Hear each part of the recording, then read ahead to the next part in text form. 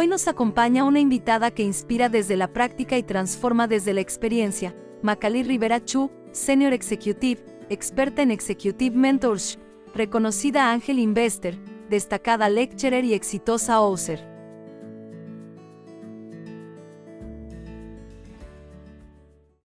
Bueno, vamos a lo que nos convoca. Gracias por darnos este tiempo.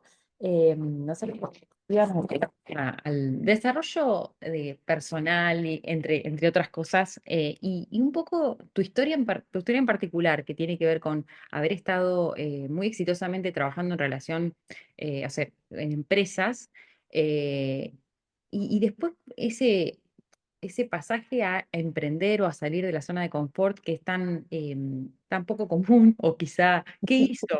¿Qué hizo que te atrevieras a dar ese salto de emprender y armar tu propia marca? A ver, el tema de la propia marca, em, yo siento ahora en retrospectiva que siempre lo armé para mí. No fue un tema de que porque emprendí decidí empezar a tener una marca personal. No, desde que empecé a trabajar y creo que desde que estaba en el colegio, o sea, y creo que también tiene que ver mucho con la formación familiar. Nosotros somos Rivera Chu. Mi madre se apellida Chu, mi padre es Rivera. En Latinoamérica sabemos que la mayoría solamente se asocia con el nombre paterno. Ujú. Nosotros nos asociamos con los dos. em, y creo que eso desde el principio nos ha dado como una identidad. Entonces, siempre he sido muy clara en saber que cada cosa que estoy haciendo, diciendo, está marcando quién soy, está revelando y dejando huella. Em, Creo que también tiene que ver el nombre, la primera pregunta que me hacías, ¿de dónde venía el nombre? Entonces es como que tengo creo que una claridad desde muy pequeña de que cada individuo es original y cada individuo eh, va dejando huella en las diferentes cosas que vas haciendo. Entonces, a tu pregunta de la marca personal, pienso que la he creado desde chica, a veces con más conciencia o con más proactividad Sí. que otros momentos. Y más bien pienso que el haber tenido una marca personal profesional bien constituida es lo que generó que nunca tuviese, o sea, que el traspaso del corporativo a ser emprendedora o empresaria en realidad no sea tan duro. Si bien pasé por el mismo proceso que pasan, yo pienso que todos los que trabajamos muchos años en el corporativo y hemos llegado a posiciones de poder y de reconocimiento, es que, claro, mucha parte de nuestra identidad está asociada al rol, al nombre del puesto, ¿no? Entonces sí, pasas tu proceso de duelo, a veces con más conciencia y otras veces más inconsciente, de quién soy ahora, ¿no? Sí. Pero yo pienso y quiero creer que el hecho de haber construido como mi legado de a poquitos, como persona y no como gerente de la empresa, no sé qué, hizo que ese duelo sea más llevadero para mí y que lo reconociera en ciertas situaciones, ¿no? A mí una de las cosas que más me chocó, pienso, cuando salí del corporativo fue darme cuenta que así como decimos, oye, ¿cómo estás? Que es como una palabra suelta ¿no? Que casi que la usamos para cortar el Sí, hielo, ¿no? sí. En cualquier reunión a la que uno va, casi que después del hola, ya ni viene el cómo estás, sino es qué haces, cuál es tu trabajo, ¿no? Entonces me empezó a pasar que me costaba explicar qué cosa era lo que yo hacía en ese momento, porque estaba muy acostumbrada a decir, soy gerente de no sé qué, del puesto no sé qué, de la empresa no sé qué, y era más simple explicar que soy consultora de Medio Consultores, que es una empresa que ve liderazgo y cierre de brechas en gerentes, o sea, era como... Así que te diría que ese fue uno de los primeros shocks, pero creo que me ayudó el tener una identidad propia, siempre separada de las empresas en las que había trabajado. E igual, en la consultora que tengo ahora, siento que la consultora es una empresa, un ente, y Vos. yo tengo mi propia identidad que le suma a la organización y la organización Make me suma a mí, pero somos dos entes. Qué bien. O sea que todos tenemos marca personal, la hayamos construido conscientemente o no. sería así. Totalmente, sí, totalmente. Entonces, ¿qué, Voy qué? a tener que hacer una pausa. Dame ¿Sí? un segundo, ¿sí? Entonces, decíamos que todos tenemos una marca personal, seamos conscientes de ello o no. Es decir, la construimos proactivamente. Totalmente, O sea, hay algo que nos define. ¿Qué te hizo a vos sí. marca personal consciente? O sea, consciente en el sentido de que proactivamente la construiste distinguiéndote de dónde trabajabas.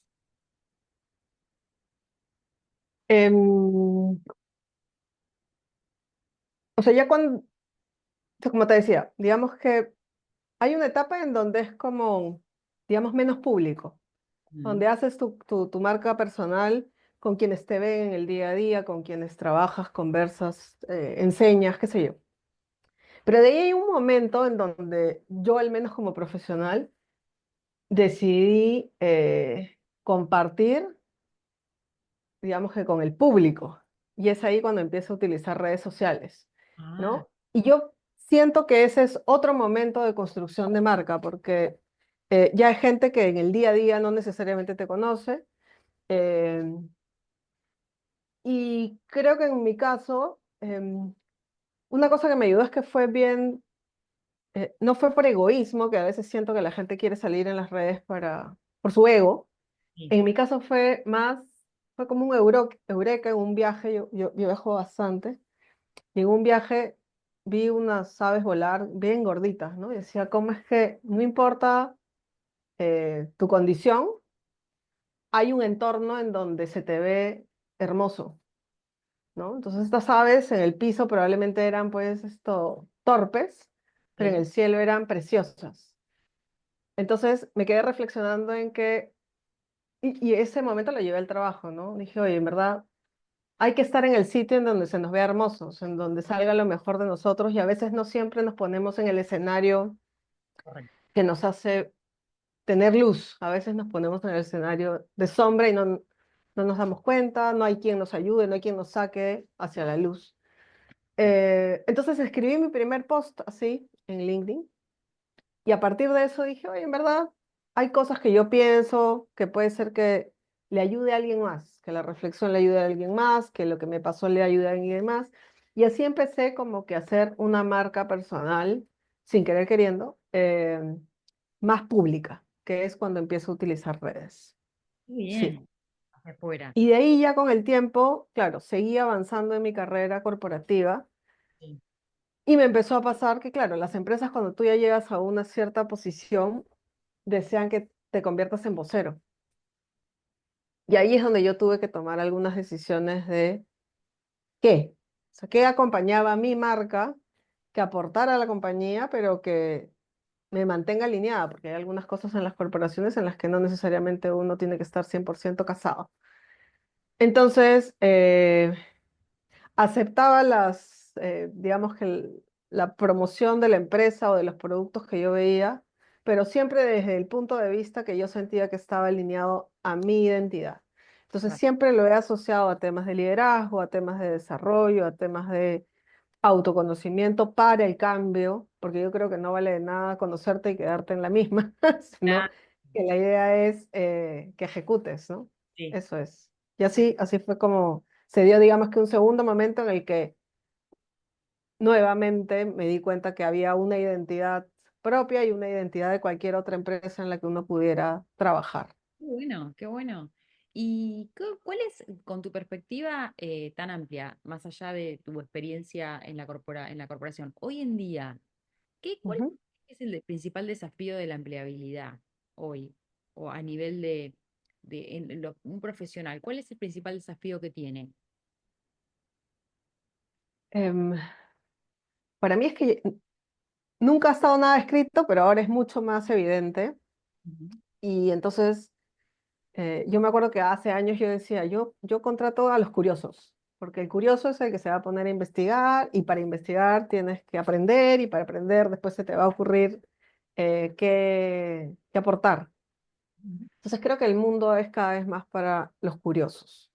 Em, y creo que ese es el reto, que a veces, o sea, el conocimiento está desarrollándose de una manera tan rápida em, que ya hasta la curiosidad no te alcanza para aprender todo lo que hay que aprender. Entonces, digamos que hay que tener una mirada un poquito más estratégica de hacia dónde quiere uno orientar su carrera, porque hay tantas cosas que se pueden hacer que vas a tener que elegir. Si no, en verdad es esto, o sea, te apabulla, ¿no? O sea, yo ahora en redes sociales, por ejemplo, te llega información, ahora que soy empresaria, ¿no? Dice, oye, gana no sé qué de tal forma y puedes utilizar el aplicativo tal, y la inteligencia artificial de acá, y en verdad te abrumas y dices, oye, ¿será que me estoy quedando? ¿Será que no le estoy dedicando tiempo? ¿Será que tengo que aprender más rápido? Entonces, pienso yo que el principal desafío viene por ahí, que vamos a tener que priorizar en función a nuestro propósito y a nuestra mirada estratégica de largo plazo,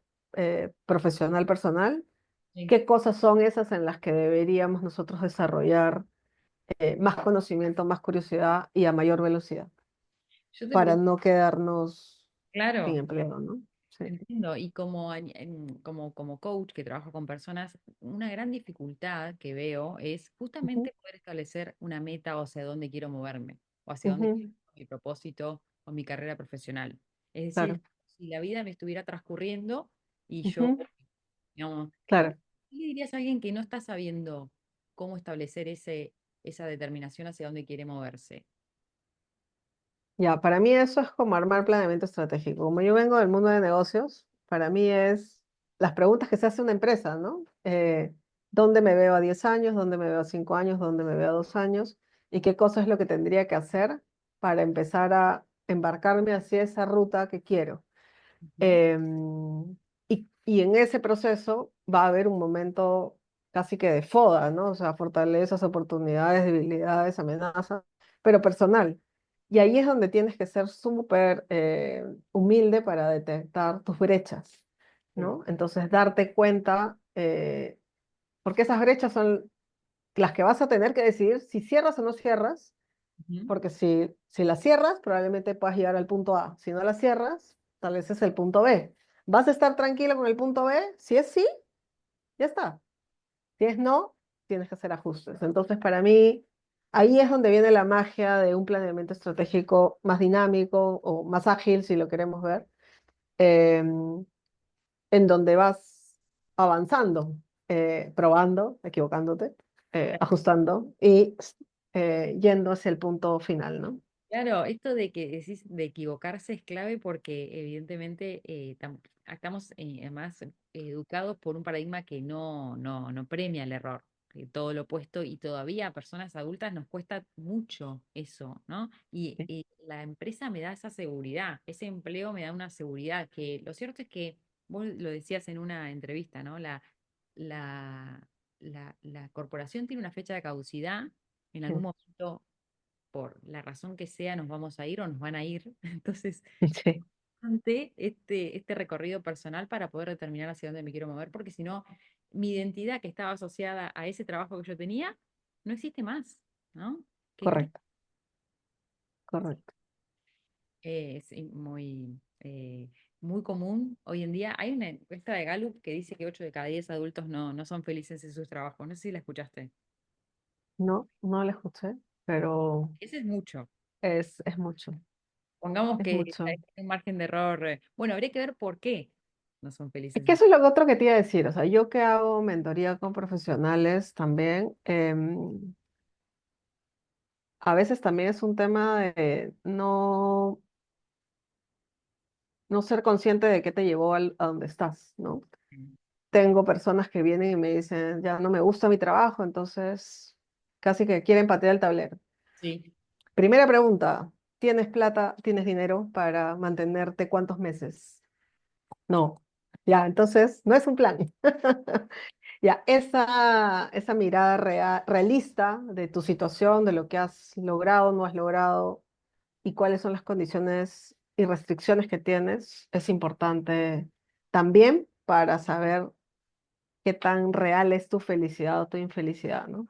exactamente, exactamente. Si no estoy sabiendo qué me está pasando internamente ahí, claro, es lo que decíamos hace un rato off the record, ¿no? Esto de muchas veces por no responsabilizarnos de lo que nos pasa, pensamos que la culpa la tiene la empresa o la corporación y muchas veces no es así, ¿no? No es la solución Así directa. es. al final es multivariable la vida, entonces todos tenemos un poquito de responsabilidad, el entorno, la empresa, tu trabajo, tu pareja, tus amigos, las decisiones que tomaste, todo, Todo. pero hay que ponerle pues el ponderado, digamos, ¿no? Haz tu Claro, ecuación ponderada y revisa qué de esa ecuación puedes mover tú.